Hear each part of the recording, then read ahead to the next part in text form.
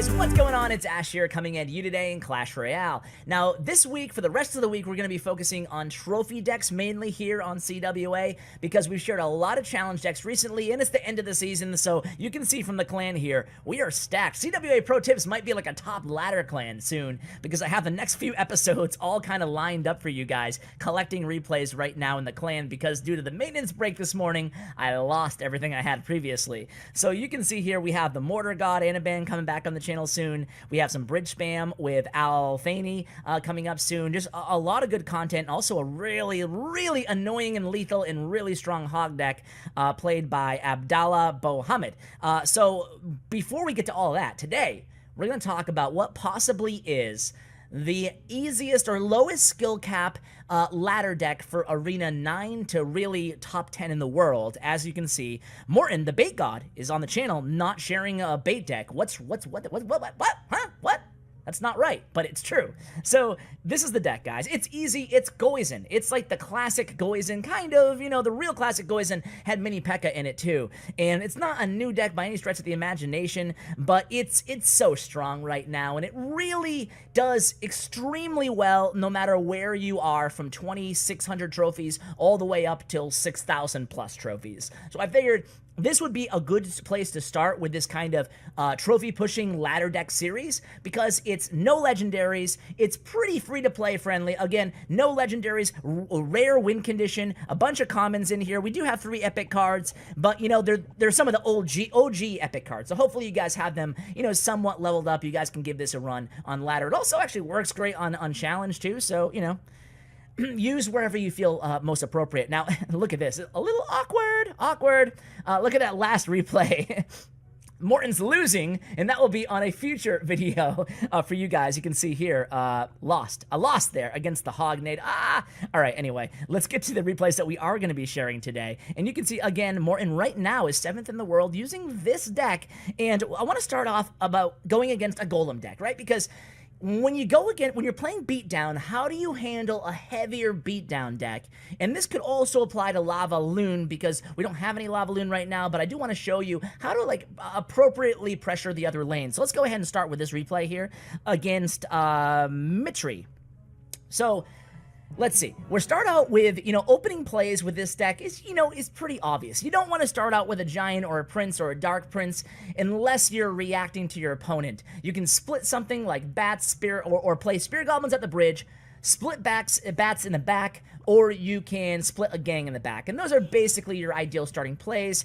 If you want to get crazy, you can also zap your opponent's Princess Tower. So once we see the baby dragon over there on the left, we know he's playing the Golem deck because no other deck right now, really, no meta deck certainly, runs baby dragon right now, especially this high on ladder. So this is it, guys, right here. I mean, it's obvious, right? You push the other lane. And so many times, though, people in the comments ask me, how do I handle a heavy deck? Like, how do I handle Golem? How do I handle Lava Hound? With a deck that doesn't have a lot of obvious counters, or with a much lighter deck. This is 3.4, as opposed to whatever this other deck is, like 4.3 at the lowest. So this is how you do it, right? You go all in the opposite lane, right? And that's exactly what Morton does here, investing 10 elixir, pushing the opposite lane. And what can the opponent do here? He can't drop the Dark Prince there. The Prince would just eat him up, right? He has nothing to drop. So now, all of a sudden, the fact that we dropped the Bats there, I apologize for the pausing. I hope it's not that annoying. But I really want to kind of get in depth here, is the reason that we dropped the Bats there is because we want to be a legitimate 3-crown threat right now, forcing the opponent to invest more elixir on defense. That way they can't support that Golem. Now, at this point, we know we're probably going to lose the left tower, so we're trying to get as much damage to the King Tower to put us in the overall advantage as we can. So let's resume here. Not in double speed. Boom. Okay. So, resuming, you can see the Giant's going to go ahead and get onto that King Tower for us, and our Prince does die. We are able to, you know, chip away at that Golem using a gang, even though the Dark Prince is in tow. But you can see we're kind of mitigating the damage that the Dark Prince is going to do, and that's important because we want to drop a Dark Prince of our own. And again, we know he's going to take the left tower, but look at how much damage we were able to get to his King Tower as opposed to him to ours. We're definitely in a decisive advantage here, and that's really important because the opponent's deck has a really big advantage over us in double elixir time. Those pushes can be absolutely lethal and monstrous in double elixir, so it's really important to try to get the advantage early on. Now look at the opponent's deck here. They're playing the new Golem meta deck, and I gotta say, we lure out that log, and we're applying more pressure here, right? So the opponent didn't drop a Golem yet, but we know he had an awkward hand, and he certainly did. So we're going to keep striking and keeping the opponent on their toes. And look at this. We got a Prince to the tower. A Mega Minion's on it, but it doesn't matter. We force out another log of the opponent, and really, we can just poison cycle from here on out. And that's going to be GG. Let's go ahead and fast forward here because it doesn't really matter what he does. We're able to finish it off with a Goblin Gang there with a nice 3 crown. And I mean, Morton made it look really easy. And let's face it, it was kind of easy. But that's how you can beat heavier decks. Okay, guys? Same thing with a Lava Hound. If they drop that Lava Hound in the back, you know they only have 3 elixir left to defend. And you know they only probably have a Goblin Gang, Guards, or Tombstone in hand to stop your push. So you can kind of plan accordingly based on what deck your opponent's playing and try to make sure you drop that Dark Prince behind the Giant instead of a Prince, right? Because they have the Goblin Gang or the Tombstone in a Lava Hound matchup. So other than the Dark Prince for the Prince, you don't have to make many changes. You'll still have Bats ready as your 3rd card. Okay, let's go ahead and hop into the other replay. Let's go with the... Oh, man. The Arrow. First of all, a really good player from Nova EG, my home clan, so shout out to Nova EG. I think we're full right now, but let's see. Let's see. We have, yeah, no spots right now, but, you know, I don't know. Soft spot in my heart, guys. Elite Gaming, that's what we turned into when we merged with Nova, is Nova EG. Great clan. Anyway, the Arrow is from Nova EG, and... he's a really, really, really good player. And you can see the matchup here. It's bridge spam, kind of new bridge spam with the Hunter in there versus the deck that we've been covering. So this one comes down to the final, literally the final second of the match. It's a great one to watch. 2 great players at the top of their game. So let's hop right into it here, guys. So Morton's on the top. The Arrow is on the bottom here. And we don't know what deck the Arrow is playing right off the bat. So again, like I told you guys, an ideal starting play here could just be Spear Goblins at the bridge, Bats in the back, or Goblin Gang in the back. Of course, Morton would rather not make the first move here. So once he sees that Ice Golem, he's like, hey man, that's free chip damage for me, or I can bait out the Zap. So he baits out the Zap. So that's pretty good. Now that we know we baited out the Zap there, we can pretty much play our Bats or our Goblin Gang here without any kind of repercussion. And the fact that he dropped an Inferno Dragon back there, the opponent, the Arrow, we know we can play Bats very safely to block it here. So here comes the Bats, and you can see there's no Zap left, and he's forced to play the Hunter instead. So here we're not getting a lot of damage, but we're forcing a lot out of the opponent here, a lot of cards, and we end up zapping that Inferno Dragon just to get a couple swings on that tower. Actually, more than a couple. That was really, really good for Morton there. He actually got like 4 or 5 swings on that tower, and now he just has a bandit he has to respond to here in the same lane. So it's going to be a same lane battle here. The Arrow, I think he might try switching up lanes later on in the match, but for the most part of this match, it's going to be same lane for same lane. Now let's talk a little bit about lanes, right? When you're playing a beatdown deck, when do you guys switch lanes, and when do you guys stay in the same lane? Well, a good idea might be to stay in the same lane if they have like a graveyard deck or a really powerful counterattack deck. You might want to switch lanes. That way, you won't be counterattacked with all the surviving troops from your beatdown push. If you're going against another bridge spam or a beatdown deck where you plan on killing most of their defensive troops, you can keep going same lane. But always just kind of try to use the best tactics you can, given the deck that the opponent is playing. It will change every match. So here we go again, the Inferno Dragon pretty much cleaning up pretty well for the opponent there. And what we're trying to do here is keep a steady flow of these low HP Zap bait targets heading at the opponent. That way, whenever the opponent has Zap in hand, we're really forcing him to use it when he doesn't want to, right? What we want to have is no Zap. That way we can block the Inferno Dragon. You saw it there. Zap has been used, and again, we're not getting a lot of damage, but we're getting a little bit of chip damage with the poison there, and now we have a decent little push and another hit with the Giant there. So we're chipping away little by little. Now, I think Morton does maybe make a misplay on this push, or maybe the next push. Let's see where it is, guys. But he ends up taking a lot of damage on one of these counterattacks, so you have to always be careful. The beautiful thing about this deck, guys, is you always have what you need in hand, right? So you're always able to either cycle to what you need, or you'll have an answer to anything your opponent's going to throw at you, always in your hand. So Dark Prince is probably the best example of that. And there's the mistake. We talked about it. He made one mistake this match, and that was it. He plays his Dark Prince just a little bit out of the line of sight of the opponent's Dark Prince, and he ends up taking a lot of damage to his tower, probably around like 500, 600 damage altogether there. I have to rewind to go look, and I'm not going to make you guys do that. But either way, the match would have been much different had he not taken that Dark Prince charge to the tower. So there we're going to go ahead and reset with a Prince and Dark Prince. You can see how lethal both of the Princes can be when used together on defense. Now, unfortunately, that Battle Ram is still going to connect with that tower, and we end up taking even more damage here, but we have the Giant ready at the bridge. Now, the Fireball comes down from the opponent, so we know this is with 6 seconds left. 5, 4, 3, sorry guys, 2, 1, and oh, I told you it was going to be a last second. Look at the overtime clock in the top right, guys. Boom, shakalaka. Oh, I'm going to stop doing that. It doesn't work. Doesn't work.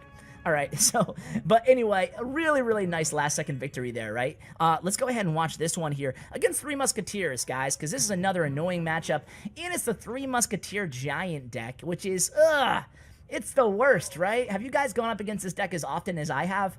It's really one of the most annoying decks to go against because they can treat it kind of like a giant beatdown in the first 2 minutes, and they have a lot of good kind of card synergy to execute on a big giant push. And then in double elixir time, they can pretty much cycle Three Musketeers against you. It's just kind of an onslaught of troops coming at you. So here, Morton actually plays that poison at the same time as the opponent unfortunately played that minion horde. Probably could have gotten more value if we just poisoned the minion horde there instead, and the giant would have got a ton of hits on that tower. But we didn't have Zap in hand, so maybe that wouldn't have been the case. Maybe that was the right call there in hindsight. Anyway, now we have our first split Three Musketeers. I do want to pause for a moment here because this is an important interaction for you guys to understand. Against Three Musketeers, no matter what deck you're playing, as a Three Musketeer player, I can tell you the #1 mistake that people make against me when they're playing against Three Musketeers, and I don't want any of you guys, my faithful and loyal subscribers, to make the same mistake. If you're playing Log, or you have Zap, or really any card that's not a big spell, you don't want to use that card, especially Log. I see it all the time. You don't want to use your Log early.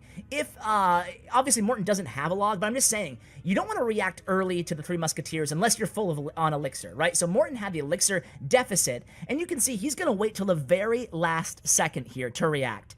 And there it is. It's the Battle Ram in the right lane. Now, I think he probably makes the wrong decision in hindsight how to defend against this, and he ends up losing a tower. But the one mistake that he didn't make, and I see people make all the time, is reacting super early, like placing a Dark Prince in the middle or placing a Dark Prince behind the King Tower. You don't want to do that. You don't want to give your opponent playing Three Musketeers the heads up on how you're going to defend. You want to answer as soon as those Musketeers reach the bridge. That way they don't really know what side to support more than the other. And if you have a Log and you use a Log early against the 2 Musketeers, big mistake because he can spam Battle Ram and Goblin Gang at you after the fact. Okay, so let's go ahead and see what happens here. I told you he loses a tower. He defends very well. He could have used the Gang or a Dark Prince in the left lane, or he could have used a Dark Prince in the right lane. Unfortunately, he used a Prince in the right lane along with Spear Goblins, and that allowed the opponent to zap and really take down that right tower. So Morton throws a good game at him, and Shao actually responds with a good game of his own, which is pretty crazy because it didn't really turn out that way. And that's something that if you guys do have your emotes on, don't BM your opponent. Let's not BM people here, guys. Let's not BM people. It's not nice. But what you can do is play mental tricks on them and pretend like you're giving up. Just like if you lose a tower early like this, I would always recommend throwing a good game, well played, you know, like you're going to give up and die, and then don't. Come back and get that dub, right, guys? So here we go. We are going to take this left tower, and, you know, I want to tell you guys how we took that left tower. And from here on out, the one spell that you're going to see Morton paying the most attention to is going to be Zap. Whenever the opponent uses Zap, we know that we can absolutely go ham with all our small cards. So, our Gang, our Bats, and our Spear Goblins, we can spam them against the opponent because Zap is the only great counter they have. Remember, in this deck, the Giant is in there instead of the Dark Prince. If they had Dark Prince, it would be a different story. So here it is on the right, guys. I told you we could spam, and that's it, baby. We spam the heck out of that right lane, and then we Dark Prince in the pocket on the Musketeers. So that was really the turning point of this match here. And all of a sudden, we went from being way, way behind to in the lead here, guys. And we have 2 Dark Princes, no big deal, and a Giant coming down the left lane. So the opponent just drops a Battle Ram here. He is really on his heels all of a sudden. And hey, I'm not saying it was the early good game that got this victory for Morton, but he got the victory, and he gave an early good game, and then he gives the thumbs up at the end. So kudos to Morton, the opponent not happy about it, and I wouldn't be either. But guys, I hope you did enjoy the video today as we gear up for Trophy Week. I wanted to thank you all for supporting the channel. We're growing faster than my YouTube channel has ever grown,